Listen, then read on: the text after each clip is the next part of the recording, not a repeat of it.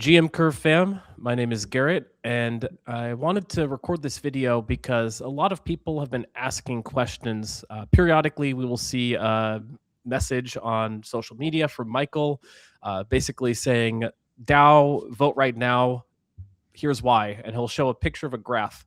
And fortunately, like most people, trust Michael, and fortunately, that has been a good decision. But would you like to know what those graphs actually mean and what goes into it and what all this complex simulation is? In order to find out, we are talking with Curve developer Michael, but not Michael Egorov in this case. This is a different Curve developer who was also named Michael. And he's with me right now to discuss how some of these sims are done, what they mean.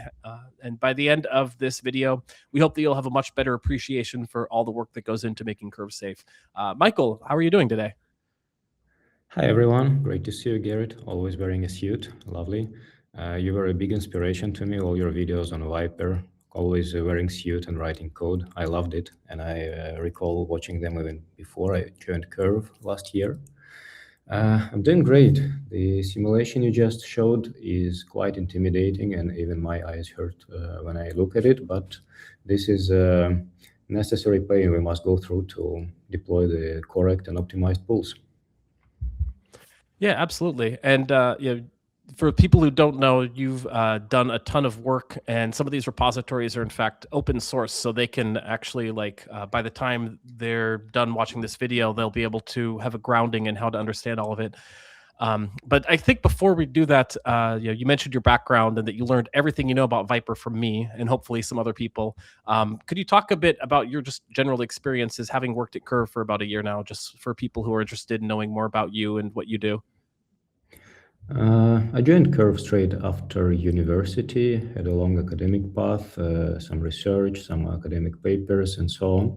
But once studies were done, I was looking for a job, and Curve was a fitting opportunity, partly because of my interest, partly because of my background. It was just a natural fit.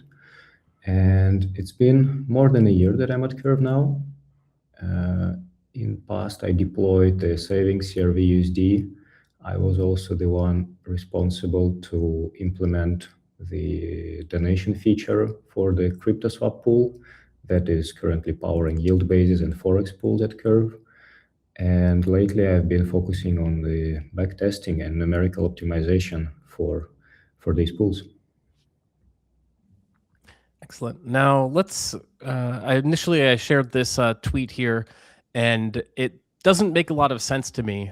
But you see things like this, and they actually make some amount of sense, or is this one also like a little bit archaic? How should people think when they see graphs like this? What's the kind of TLDR? Well, to me, it takes less than a second to be onboarded to this image, but it's because I have internalized thousands of lines of CryptoSwap Viper code, and I know precisely all the names of all internal variables and how they look in the smart contract and how Mitch speaks of them. So in this image, we can see phi gamma and boost rate on the axis, and it's a heat map of the something that's APR minus boost rate. And to me, it's immediately translated as profitability dependency on two important parameters of the pool. I can tell you a bit more of these parameters. In fact, what you see here is that there are red regions with good profitability, there are green and blue regions with worse profitability, and there is like approximately in the center, there is something dark red, which has the highest APR minus boost rate, and that means that corresponding phi gamma and boost rate parameter are supposed to be chosen for the pool. Well, that's the idea behind this image. So this is just one example of a yield basis vote, but you've said that you've looked at thousands of these charts at this point, having built out some very complex simulators. Could you talk us a bit through how that works? Absolutely, sure. So what you saw on the Mitch's plot was just one optimizable variable across two dimensions. But in fact, the CryptoSwap pools have at least a dozen of different knobs and parameters one can tweak and tune. And the worst part is that there is at least 2 or 3 metrics that we should focus on. On the Mitch plot, we were optimizing for profitability, but sometimes good profitability in the backtest does not mean that the pool is good. For example, here on the screen, you can see the heat map for the forex pool of Swiss franc against US dollar. And you can see that there is a bunch of heat maps: APY, APY, APY, virtual price, growth of the TVL, uh, swap of the pool volume, amount of trades, amount of donations, average pool fee, uh, price divergence, imbalance. Like, all of these metrics are crucial when one needs to check how the pool parameters perform at the backtesting. So in our approach, what we take is essentially we take the historical performance of the asset, some price from preferably multiple years back, and we basically simulate our pool as if it's arbitraged with the central exchange, which has some liquidity depth. And whenever there is profit for the arbitrageur to come into our pool, we say in simulator that the trade happened, and then we move the pool state, and then we see how it evolves over the years. Here in this simulation, you can see that it's important that we have a price on the centralized exchange, and then the price scale, something that's internal to the pool, the center of the price. I think Garrett has a good animation for it that we'll have a look shortly. And sometimes when the parameters are just not right, for example, if we don't have enough donations into the pool, the comparison plot between prices will be like this. So we see that centralized exchange evolves according to the forex pair. However, the pool lags behind it significantly. And what it means for particularly this pool is that if price scale doesn't match the centralized exchange, we're getting more slippage, and the curve isn't optimized for efficient swaps. So in my simulator, the one that I wrote on top of the Mitch research and on top of the Viper code we got, is something that leverages parallel computation on a supercomputer cluster and evaluates millions of pools with different parameters across multidimensional grids. For example, we can have grid over amplification parameter A, over the donation, the boost rate, and over various fee knobs, and over the Oracle smoothing time. And depending on all these parameters, we can visualize all the metrics that we care about in the pool. And this way we can optimize the parameters based on the backtesting.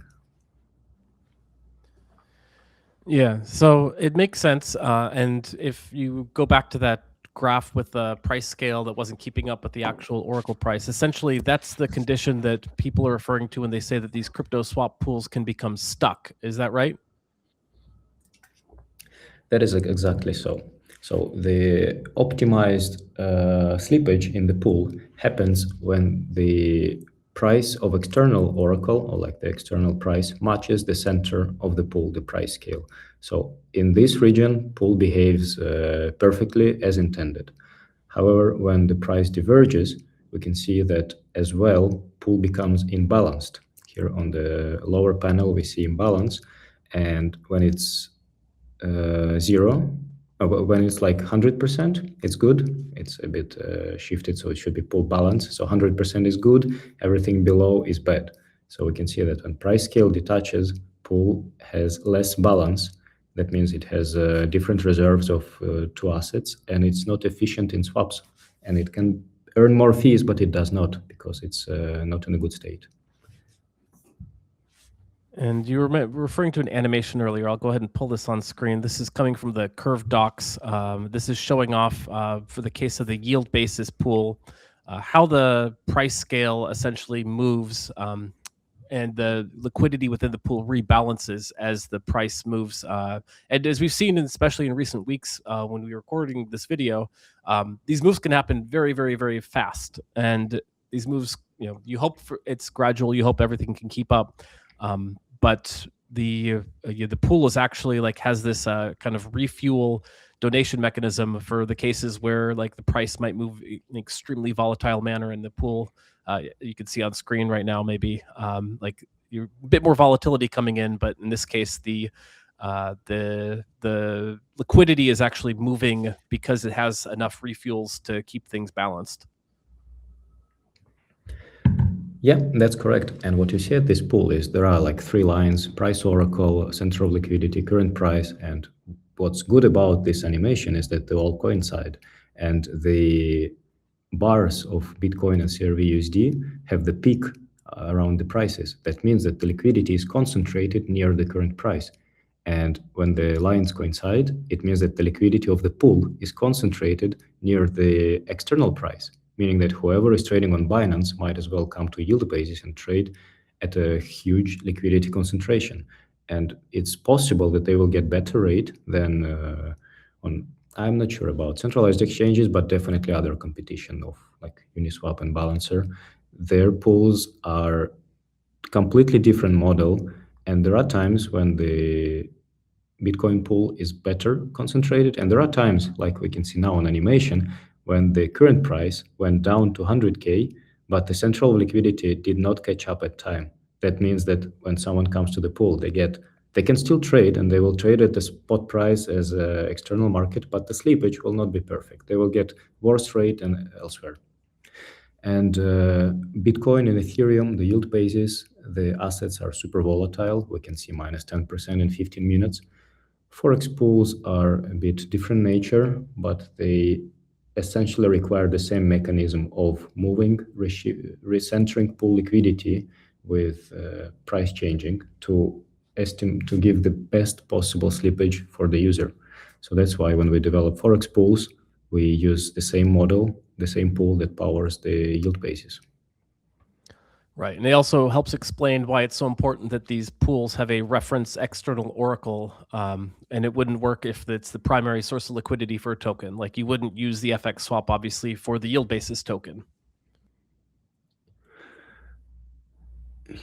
Well, in fact, pool has internal oracle. It has a smooth exponential moving average, so it does not need external oracle. It can track its own performance and kind of estimate what the price is, and based on this recenter, uh, we technically can put any coin inside of the pool, but there should be necessary economic incentive. For example, with yield basis, Mitch in particular discovered that if you use the double leverage and you refuel the pool with some assets to incentivize this rebalancing, overall you're still profitable. Even with toxic flow from arbitrage, you still earn more, partially because of Bitcoin goes up normally, and you are in Bitcoin, but you're getting yield on Bitcoin. So still, arbitrageurs paying high fees and recentering the pools with donations still is net profitable. But with some more volatile tail asset, like whatever coin there could be, the price action might not be good enough. You will just get stuck. Your pool will not catch with the current actual price of the asset, and it will not be working as intended. So I think this does a good job of helping to explain, a few of the variables that we're considering here, like why donations are important and why that has to be contextualized relative to, some of the other parameters of the pool. Why don't we take this back now to your simulations, because you are looking at about in this chart here 12 different parameters, at least 12 different graphs, each of which are optimizing against two parameters on the x and y axis, and then trying to optimize for a particular parameter here. Just a lot of variables. How do you juggle kind of like yeah, what wizardry is going on here? All right, indeed, that's a lot. We already mentioned the concept of donation or refueling, how it's called in the docs. Let's have a look here at this knob. We have donation APY. What that means is that if we have a pool seeded with, say, $1 million, say half a million on each side, whatever asset, like in this example, it's dollar and Swiss franc. And then you run backtest against historical data, and historical data is like every minute candles for the past years. I'm not kidding, it's like gigabytes of candlesticks. So if you just run this backtest, and you will see when your pool gets arbitraged. If you have no donation, if your pool is not incentivized in any way, if like this donation mechanism that I coded is not activated, what you will see is that with, let's say, Here, you see imbalance. That the pool gets imbalanced in the top region and gets better balanced in the bottom region without donation. What does it mean? Let's just investigate one of the points here. It looks as the picture I showed before, the pool gets detached. It's not performing optimally. And now let's crank up the donations a bit. So if we are going, say, to 0.2, that roughly corresponds to 2% donated into the pool. So if, as I mentioned, we have 1 million into the pool, if over the year the asset issuer, be it a Swiss franc issuer or the Curve USD issuer, donates into the pool $20,000, 2% of the pool TVL, we see that imbalance improves drastically. And if we go all the way to, I don't know, 3 or maybe even 4%, the point here already shows precise tracking. That means that the pool is always tracking the external price, and it has the best possible performance. So if you dial down on the donations and go as low as, say, 0.5%, and we investigate some value here in the lower part of the pool, you will see that likely pool follows the external price decently. I mean, no, this is still Mostly, not yeah. production. Not good actually. Let's just say that we donate, I don't know, 1.5% and check this value here. I can predict it won't be perfect. No, this is actually good. This So follows the very nicely. pool is working, right? So if we just rely on the metric, if the two curvy lines coincide, good pool. Well, the issue is that the point here corresponds to a value equal 25. Now, a value is the whole different beast. It's an internal parameter of the stable swap of curve. You heard it right. It's stable swap. It's actually the code that serves billions in stablecoin exchanges. So if the A parameter is this low, that means that even if pool is balanced, the slippage will be relatively high. So if we crank up the A amplification factor from 20 to 120, that means that the curve will be closer to x plus y equal k, the best possible Uniswap. case when you... No, Uniswap is x times y Oh, equal my k. mistake. This is actually the worst case, like this is a close to 0. But anyway, if a is very high, if a is 1000, you get x plus y equal k. That means I give you 1 token, you give me 1 token. I give you 1000 tokens, you give me 1000 tokens. It's one-to-one exchange. This is perfect as it can be for stable swap.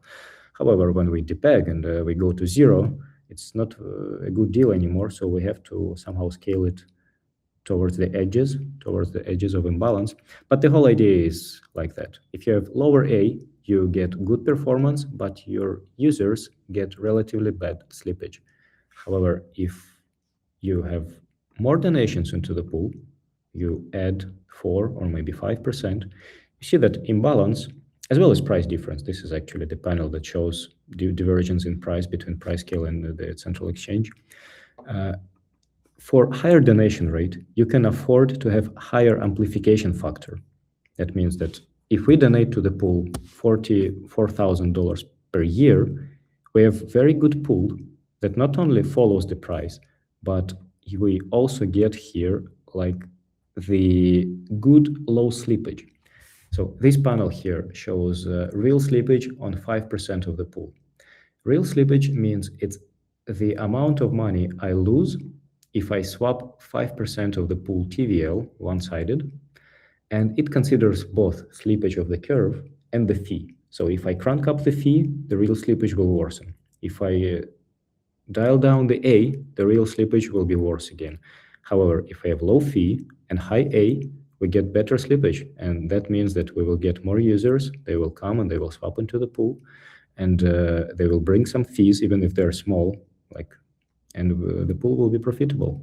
So in case of Forex, when you donate, you actually pay for the pool to be healthy and provide good slippage. So if you're an asset issuer and you have a yield-bearing stable coin, so if you put it somewhere into T-bills and you get like real 5-6% interest on your coin, Might be a bit over the top for the dollar, but it's definitely the case for some more exotic pairs like Indonesian rupees and other exotic currencies. Like there, you can have 10 and 14% government yield. So if you just take a small part of it and incentivize the pool with it, you have an on-chain venue where everyone can swap with a very good slippage. Well, that's roughly the idea. So if you crank up donations, you can have better price tracking. If you have low donations, you'll have bad price tracking. Then again, if you change the oracle, you can have different behaviors. Then you can, if you change the fee of the pool, you'll get slightly different behavior. But all of these parameters must be optimized for proper deploy of the pool. Otherwise, the pool risks to get stuck. Like you don't want to deploy millions of dollars on chain and realize after a couple of months that your pool behaves like this, just because you didn't correctly estimate the volatility profile of the asset. Excellent. So yeah, you went through a lot there. I'll try and summarize as best I can. So and jump in when I say something wrong here. But to contextualize this, basically, if you are able to like make donations to the pool, you're able to subsidize, for example, a higher A factor, which people who are familiar with the stable swap know that that's where Curve made so much of its money off of. USDC might and USDT would be examples of stable swap pools that could support a high A parameter because they had such a tight backing. You could allow it to trade for a dollar, even when conditions made it look like it was not necessarily a dollar. Because the backing was trusted, Curve was able to bet on a repeg and make a lot of money trading accordingly. Now, this donation factor, I think, is important to stress. And you did a good job of this, but just to highlight for the asset issuer, they might be saying, well, how come I have to pay for this pool? But this would come sort of, in many cases, in place of the old style model where they're just trying to compete on subsidizing the pool with like Curve emissions or some sort of maybe their own token. And in order to kind of compete and get users using this pool, they would need to maybe put in 10% per year on it because they'd have to give better than the risk-free rate that you would get off of just treasuries. But then you have to do more because people want like extra yield because it's DeFi, right? Like they want, they don't want, if they wanted to earn T-bills, they'd just be in T-bills.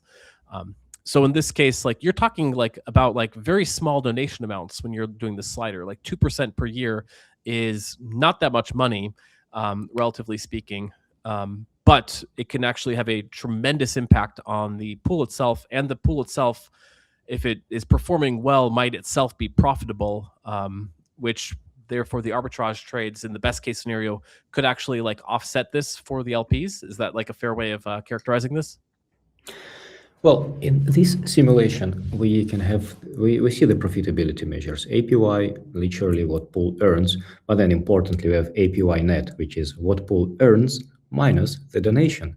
So you can see that if you have a low donation, the lower the donation, your APY net is close to zero. But that means that you don't actually have a lot of swaps, right? You have not a lot of trades into the pool. Now, if you crank up the donations, meaning the pool is efficient and brings arbitrage, you will see that you have more trades. And actually, the APY pool is earning stuff. But if you consider the donations you took, pool is negative. And roughly, it's negative by the amount of the donations it earned. It has lots of trades. However, it's net negative if we assume that only one entity is doing LP and the donation. And very, very important here, crucial, critically important, is that this simulator only considers arbitrage. So it's only toxic flow, and toxic flow is never profitable for the pool. On a very rare occasion, like the yield basis, if you do the leverage magic and automatic releveraging, there actually it shows that the volatility profile of Bitcoin can be profitable, even on toxic flow. But the idea here is that, yes, it is net negative, and the asset issuer is essentially paying for a great place for liquidity exchange.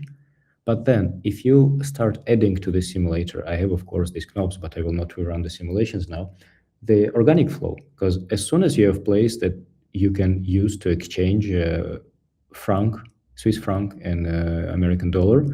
If people use that, they're no longer toxic flow. They're no longer arbitrageurs. They will actually swap irrespective of which side your pool is regarding the true price, because you have a good liquidity and you get good slippage. So people bring fees. And here you can see that the mid fee is 5 bips. Like, this is very business oriented. Like, if you have a 5 basis point swap fee on the Forex pool, that's very attractive to people. And yes, they might swap on some centralized exchanges and other platforms, but now you can do it on Ethereum as well.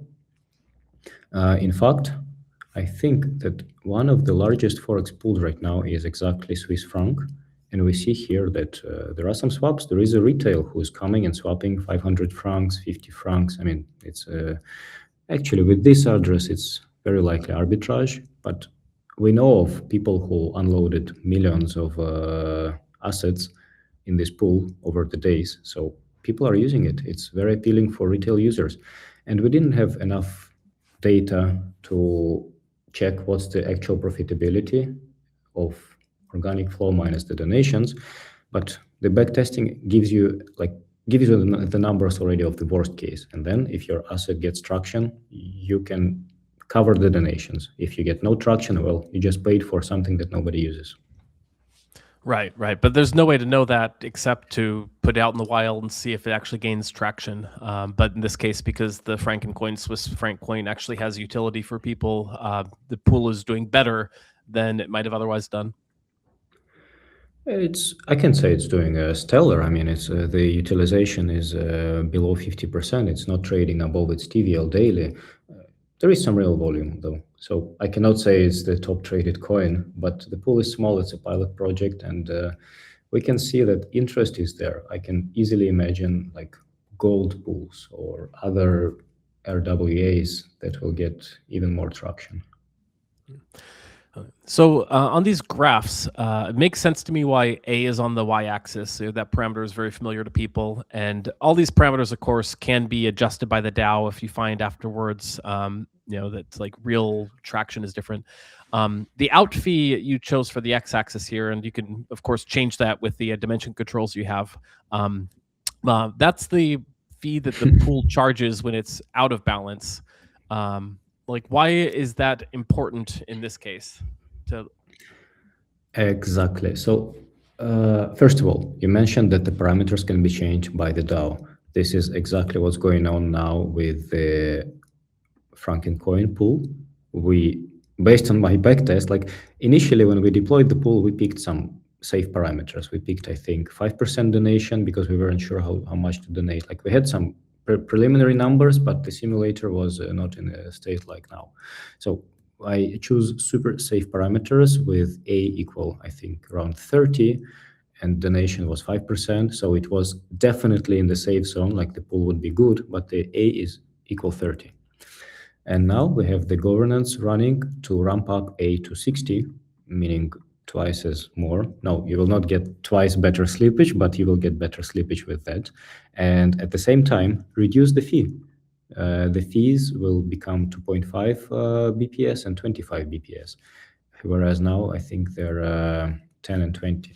So what that means is that pool will get slightly larger fee when it's imbalanced, but significantly lesser fee when it is balanced. And it's as well will get a higher A value, 60. So about the fees, we do indeed have mid fee and out fee. And these two fees are historically in the crypto pool exactly because of the issue that we highlighted previously, that if the pool gets detached from the fair external price, it really needs to earn some money to rebalance, because one of the features of CryptoSwap, of Curve, is that it automatically shifts its liquidity. However, it's not blindly following the oracle. It shifts its liquidity, preserving half of the profits it earned. So it can only do the step if there is enough fees in the accumulated fees to waste them on this impermanent loss realization. Because as soon as you do the step, you literally recenter your liquidity, and this is the same as actively managing position on Uniswap. You just realize the loss, you accept it, and you move on to a different concentration point. So the pools in the Curve CryptoSwap work in the way that when pool is balanced and everything is good, pool charges mid fee, middle centered, like mid fee. However, when pool gets imbalanced, it's far from the true price. Pool charges out fee, like it's already baked into the pool that when pool is imbalanced, if someone trades in, pool asks more money because pool wants to center itself, and to center itself, it needs to earn more fees. So we have in and out fee, and this is just knobs that we can control to make the pool behave differently. It's important that we have the pool that follows the price nicely, so that it stays towards the mid fee.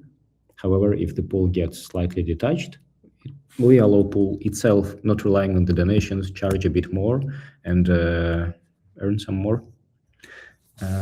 It's two more parameters for the optimization: fee that we charge in the middle, fee that we charge outside the balance middle point.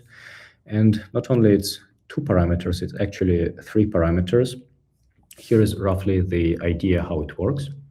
On the x-axis here, we have pool balance or imbalance. Like if it's 0, it means pool is perfectly balanced. However, if it's plus minus 100, that literally translates to how imbalanced the pool is. Like this is 100% of one asset, this is 100% of another asset, and this is like good balance.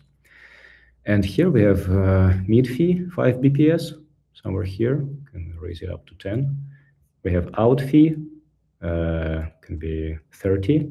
And then there is another parameter, phi gamma, that regulates when pool gets imbalanced, we see that we charge mid fee in the balance, then as we get imbalanced, we charge more and more. And then there is this gamma parameter that regulates how this switch behavior changes. And that's just another parameter to optimize. But these are very internal, like under the hood parameters that are not really interested to the user. What the user should look at is just the current fees of the pool, so mid and out fee. And when we optimize, we try that the average pool fee remains relatively low. So if we donate towards the 5%, we see that the average pool fee is approximately 10 BPS here in this region. And I think the new proposed parameters for the pool is what? 2.5 mid fee and 25 out fee. We can simulate that now. And the out fee is 25. So, and the A is 60, right? So we're approximately here. And we will see that in this mode, the pool will charge, like, let's see. Yeah, this is the panel. So in this area, we see that the average pool fee is close to 5 BPS. So on average, historically, pool will take 5 basis points fee, which is very good for Forex pool. Yeah, it makes sense. I've heard of the out fee is essentially a tax on arbitrageurs. The theory being that if the pool's that out of balance, it's going to be profitable for someone to come in and trade it back towards its peg. But the LPs lose out on that. So you institute the tax. So it's essentially what's going on, that like when you raise the tax on arbitrageurs too high, it becomes unprofitable to arbitrage. So it doesn't actually end up repegging, and thus the pool ends up in a worse state. Yes, I think it's rather yes than no. It is indeed a very initial step of the dynamic fee. Essentially, when pool is off balance from pool's internal oracle, pool just charges more, and we're right now in the middle of internal research towards optimizing this to be a bit more directional, because if we are off balance but user or arbitrageur are trading us towards the balance, like should we take less or more, like directional fee, maybe we can distinguish toxic and organic flow inside the pool. So right now it's very initial status of the system, like mid fee, out fee, very simple. However, the dynamic fee is something that we investigate internally and have a desire to make it way more complex than that. Got it. And then if people are interested in this, this is a repository that's just open source, right? heswithme is your username on GitHub, and you have the public curve sim C++ repo where users can actually download this, bring in their own like candlestick charts of whatever currency they might be interested in, and generate these types of graphs themselves for whatever asset pairing they might be interested in, correct? Yes, there is even a README file with the commands used to launch. However, if you want these high fidelity pictures across 5 or 6 dimensions, I mean, no joke, if you want to have a decent grid with like 64 points in 5 dimensions, you need to calculate this many pools. And to calculate this amount of pools, you need some beefy computer. Like in my simulations, when I do full scale grids, I do a bit low. And it's handy that we have a supercomputer cluster available that can be used to parallelize these simulations. But if you just want to do a 2-dimensional simulation or super low resolution, I mean, there is no DLSS here to help you out and upscale, but you can still calculate stuff, yes? I mean, these amounts, like up to a couple thousand pools, you can calculate even on the laptop. Like this, my MacBook can do in 10 minutes or so. Now, what does this supercomputer cluster cost for the end user who's curious about trying this? I am not the person who's running it. I did some estimations that, well, in fact, before I knew that I have access to supercomputer, I was actually paying for just some cloud service that allowed me to run the parallelized jobs. I think this picture would cost below $10. So quite feasible if you know what you're doing. But for me to get to the good runs, it took many, many simulations. Interesting. And then we were talking a little bit earlier about like the origin of how this even came to be. And basically, like you had to rewrite essentially the entire like Viper logic into C++ to be able to build out the simulator. And this is built off of a different project. I guess talk a bit more about the history of even getting this repository together to be able to run these simulations with such speed. As much as I'm proud of this work, I should be completely transparent. Majority of it was, hey Claude, rewrite, make no mistakes. It helps significantly that we have the ground truth of Viper, that we can simulate the flow on EVM, like we can just locally test the run, and basically we can match and do differential coding. So we can code the matching version, then just run the same sequence of actions and see where discrepancies come from and troubleshoot and find bugs and iterate it until every single way corresponds between C++ and Viper runner. And as soon as we do this, we know that it works. And this is exactly the task that LLMs can do great, because it's a closed loop. Bug hunting, bugs are not very complex. You don't need to invent any new economic patterns. You just need to rewrite the code line by line and make sure that it compiles nicely. So yeah, it was powered heavily by the LLMs. And that's exactly what allowed me to just say, okay, I don't want to read Mitch's code base. I just want to rewrite it. It's a standard error. When you don't understand the code, you just rewrite it. I don't think people did not do it before LLMs, but now with LLMs, it's just faster to do that. And for people who aren't super familiar, C++ is very often used for like electrical engineering because it's very close to machine language, can execute very fast, but it's not as like user-friendly as maybe something like Python. I mean, it depends on the background, but I'm fairly comfortable with C because that's what I was trained with. And yes, critically, it's the fast runner. Like if you try to emulate EVM locally, run Viper code of smart contract, it will take you 100 times more time. And when we're speaking of like millions of pools optimizing on a supercomputer cluster for like 2 hours, if you scale it by 100 times, you are not doing anything. So it's really important to be fast, and C and C++ are just languages that can do it fast. I wanted to point to this is now about a month old, which is like a decade in DeFi. But there was kind of this really interesting report recently on some of the FX swap pools and how they're actually performing in the wild versus Uniswap V3. This is for very equivalent cases of Bitcoin to USDC trading.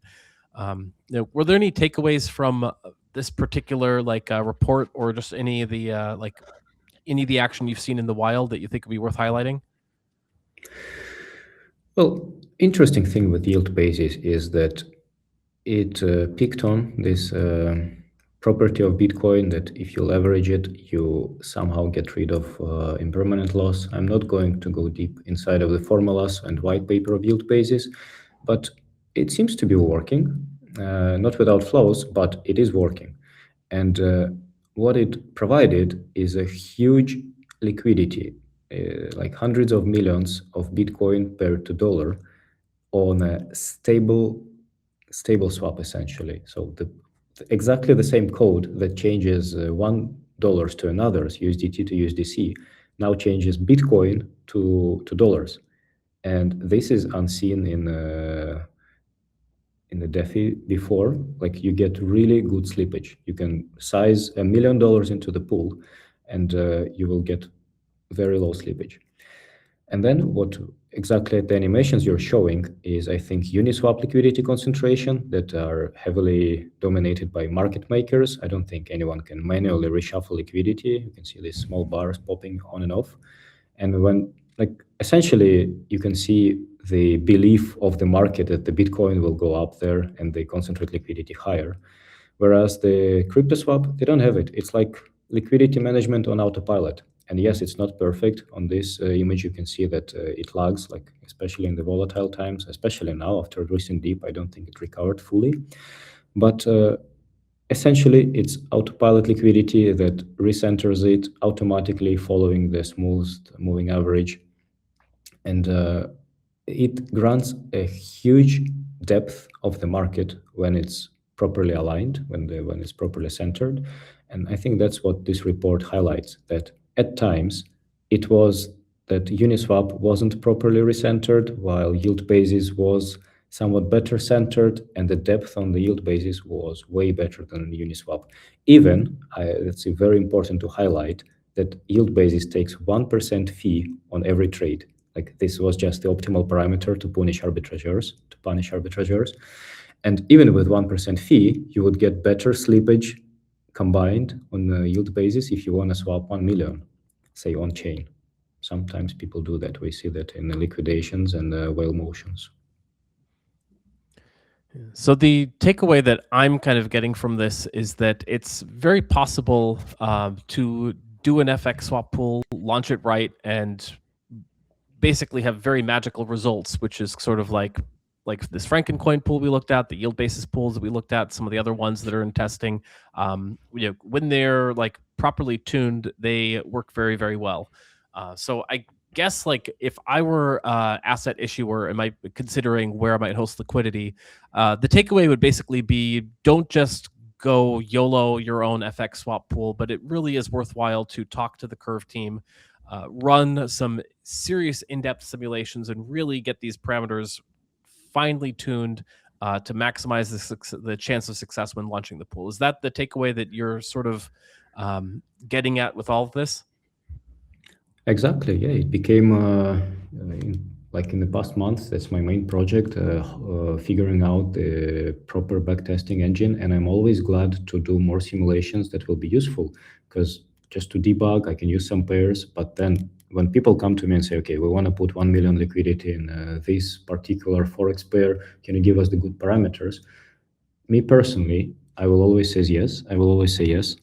If I'm unavailable, it will take me a day or two. But in general, yes, if you consider deploying Forex swap pool, FX swap pool on mainnet, and you want to load some liquidity there, and you're not technical enough to read the repo and do it yourself, just contact Curve people, and you will get the backtesting simulations quickly. Yeah, and even if you are technical and capable, like it still is just worthwhile because you obviously have loads of expertise having looked at these graphs and can better in my opinion, interpret the pictures that come out than other people that are looking at this. Yeah, But indeed. Onboarding to all the metrics takes some time. It may take weeks, may take months, but indeed, I have seen all of these metrics now and can advise quickly. yeah. While you have these open, is there any other kind of metrics you want to shout out, or any other like interesting charts or like code that you wanted to share? Lately on my mind, I'm playing a lot with the oracles, like you can see here, that it's just two parameters for smoothing time of the oracle. Like this is approximately 10 minutes. It's a scale by logarithm 2, so the value is not 600, it's something different.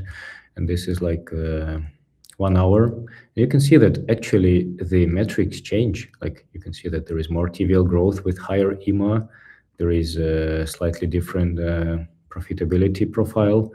And in fact, what I discovered is that with Forex pools, because partially, and I think because of the price action, like here in 5 years, dollar and franc, I don't know, 20% total volatility, so it's almost nothing. So higher values of the oracle may be beneficial, whereas for the Bitcoin oracle, like for more volatile assets, you want your oracle to be more precise, and for low volatile, you can allow it to be a bit more lagging, but saving money for the pool. So yeah, just the fact that the optimization and oracles are very important. When DAO voters see charts like this getting posted and then are implored to vote, is there other factors that you think they might want to know or need to know to better cast an informed vote? Well, if you see a plot and you like the colors and you don't understand it, there is absolutely no need to just vote no or yes. There is absolute need to come to the comments and ask, hey, what does it mean? We spend so many time with these simulators and we understand every metric and all the influences, but if you want to cast your vote on chain and you don't understand what's going on, it's really worth asking. So if something is unclear, we have people internally that can advise with everything. And even me, if I see it in the comments or in Twitter, I will just write a line or two to make it more clear. Yeah, I mean, it does make sense, and getting to hear you explain all of this is also extremely helpful for me, just to have a better sense of like how all this works. Like, I'd say I have like more familiarity with these parameters than probably most human beings alive, but even then, like, I still find it confusing sometimes. But it's very helpful for you to talk us through all of this. Um, what's next in the like research pipeline for you and the Curve team? Well, as I already covered, I think I did a sentence or two on dynamic fees. To me, that's something fascinatingly interesting, how to fee the swap properly. In fact, for the past week, I was only doing this. And I think for the next months, we'll be only doing this at the research side. We have some people that are investigating analytical modeling of the pools with just stochastic differential equations. So you can fairly nicely wrap it up into a mathematical model, and then it's not only a numerical simulation, but you can test hypotheses. Like you can see analytically what has a good grounding and what does not. But I think for me, my mind share is occupied with dynamic fees.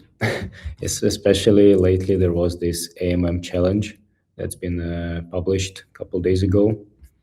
Now the Twitter is racing to get the good results, where basically you must optimize for the best fee.